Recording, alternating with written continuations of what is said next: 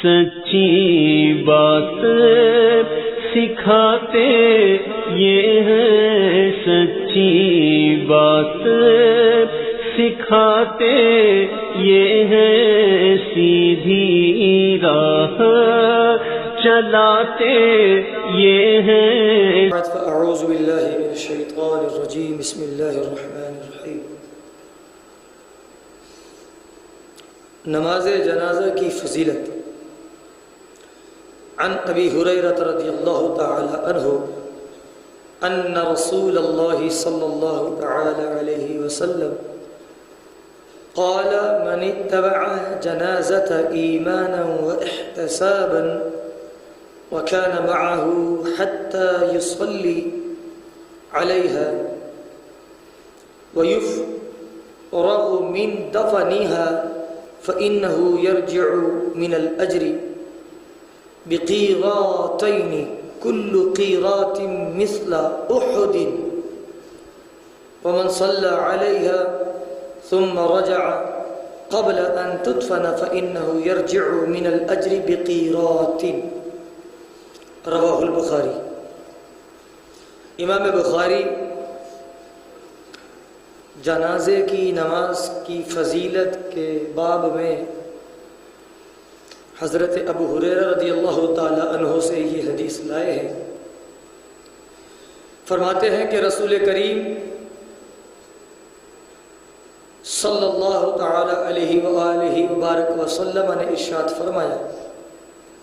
جو شخص ایمان کے ساتھ ثواب کی نیت سے جنازے کے پیچھے رہے یہاں تک کہ اس پر نماز پڑھ لی جائے، اسے دفن کر لیا جائے، تو وہ 2 قیرات کے برابر ثواب لے کر لوٹے گا، اور ہر قیرات احد پہاڑ کے برابر ہوگا۔ اور صرف نماز جنازہ پڑھ کر میت کے دفن سے پہلے ہی لوٹ آیا، وہ صرف 1 قیرات لے کر لوٹا۔ اب یہاں مسلمان کی تعظیم اور مسلمان کے جنازے کی اہمیت وہ بیان کی جا رہی ہے کہ اگر کوئی شخص ثواب حاصل کرنے کے لیے نماز جنازہ میں شریک ہوتا اور اس طور پر کہ وہ یہ نیت کر کے آئے کہ وہ جنازے کی نماز بھی پڑھے اور نماز پڑھ کر اس کی تدفین تک وہاں قبرستان میں جائے، میرے آقا کریم علیہ الصلوۃ والسلام فرماتے ہیں کہ اسے 2 قیرات یعنی احد پہاڑ کے برابر 2 احد پہاڑ کے برابر ثواب ملے گا۔ احد پہاڑ جنہوں نے دیکھا ہے انہیں معلوم ہے کہ وہ بہت بڑا پہاڑ ہے، اگر اس پر سینکڑوں لوگ کھڑے ہو جائیں تو وہ ایسے نظر آئیں گے جس طرح چیونٹیاں نظر آتی ہیں،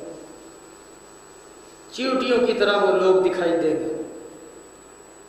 اور اتنا بڑا ثواب یہ اس لیے ہے کہ یہ جنازہ کوئی معمولی جنازہ نہیں، یہ کسی یہودی، نصارہ، پارسی، مجوسی کا جنازہ نہیں ہے، بلکہ ایک مسلمان کا جنازہ ہے، اور مسلمان کی عزت اور حرمت اس کا ایک بہت بڑا مقام ہے۔ نبی مکرم صلی اللہ تعالی علیہ وآلہ وسلم خانہ کعبہ کو دیکھا اور فرمایا، قسم خدا کی، اس رب کی قسم جس کے قبضہ قدرت میں میری جان ہے، مومن کی عزت و حرمت اس خانہ کعبہ سے زیادہ ہے۔ خانہ کعبہ کی عزت و حرمت اپنی جگہ، مومن کے دل میں اس کا مقام احترام اپنی جگہ، لیکن مومن کا مقام کس قدر بلند ہے یہ آقا کریم علیہ الصلوۃ والسلام کی حدیث سے پتہ چلتا ہے۔ اور پھر اس مومن کی نماز جنازہ کا جو ثواب آقا کریم علیہ الصلوۃ والسلام نے بیان کر دیا، اس سے ہمیں یہ معلوم ہوتا ہے کہ مومن کی عزت و حرمت کس قدر ہے، لیکن آج مومن کی کوئی عزت نہیں ہے۔ مسلمان کو گالی دے دیتا ہے، مسلمان کو مارتا ہے، اس کا مال غصب کر لیتا ہے، مسلمان کو دھوکہ دے دیتا ہے، اور مسلمان کے لیے بدگمانی کرتا ہے، مسلمان کی غیبت کرتا ہے، مسلمان کے خلاف سازش کرتا ہے، مسلمان کے لیے برا خیال رکھتا ہے، مسلمان کو کھانے کو نہیں پوچھتا۔ ایک مسلمان بھوکا ہے تو دوسرا مسلمان اس کو کھانے کا نہیں پوچھتا۔ ایک مسلمان کے جسم پر کپڑے پہننے کے لیے نہیں ہے اور دوسرا مسلمان، اس کے گھر والے بازار میں شاپنگ کرتے ہوئے دکھائی دیتے ہیں۔ ایک مسلمان کہ جس کا بچہ تعلیم حاصل نہیں کر سکتا، لیکن دوسرا مسلمان، اس کا بیٹا بہت اچھی گاڑی کے اندر موجود ہے، بہت اچھے گھر میں موجود ہے، اور وہ بنگلوں میں اور کوٹھیوں میں اپنی زندگی گزار رہے ہیں۔ لیکن ایک مسلمان کا بچہ جو صحیح طور پر اپنی وہ تعلیم مکمل نہیں کر سکتا، اس کے پاس تعلیم حاصل کرنے کے لیے پیسے نہیں ہیں، اس کے پاس تعلیم حاصل کرنے کے لیے کتابیں خریدنے کے پیسے نہیں ہیں، اس کے پاس ضروریات تعلیم اور ضروریات خورد و نوش کی اشیاء کا کوئی انتظام نہیں ہے۔ آج مسلمان کی خیر خواہی نہیں کر رہا، آج مسلمان کو پوچھتا نہیں ہے،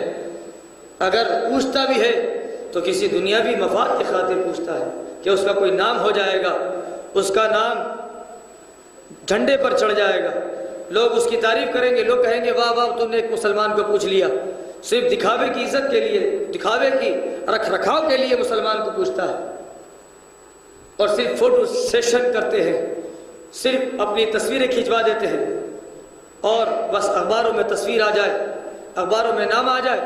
اور کوئی کہے کہ ہاں یہ بہت اچھا کام کرتے ہیں، یہ انسانیت کی خدمت کرتے ہیں، نام نہاد یہ کام ہو رہا ہے۔ لیکن میرے مسلمان بھائیوں، نبی مکرم صلی اللہ تعالیٰ علیہ وآلہ وسلم مسلمانوں کو سچی دین کی جو تعلیم دے رہے ہیں وہ اس بخاری شریف سے ہمیں پتہ چل رہی ہے کہ اگر تمہارے دل میں یہ نیت ہے کہ تم مسلمان سے سچی محبت کرتے ہو، تم مسلمان کے سچے خیر خواہ ہو، تو اگر تم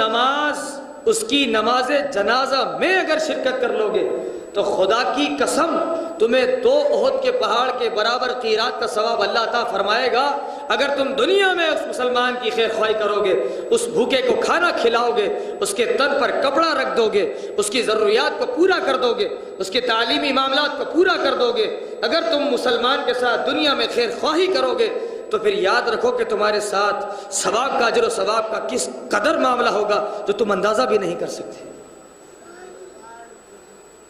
ایک مسلمان کے جنازے میں شرکت کا جو ثواب اللہ کے رسول صلی اللہ تعالیٰ علیہ وآلہ وسلم نے بیان فرما دیا، تو ایک زندہ مسلمان کے ساتھ خیر خواہی کا عالم کیا ہوگا۔ ہم اللہ تعالیٰ سے یہی دعا کرتے ہیں کہ اللہ کریم ہمیں مسلمانوں کے لیے جذبہ خیر خواہی عطا کرے، ہم مسلمانوں کی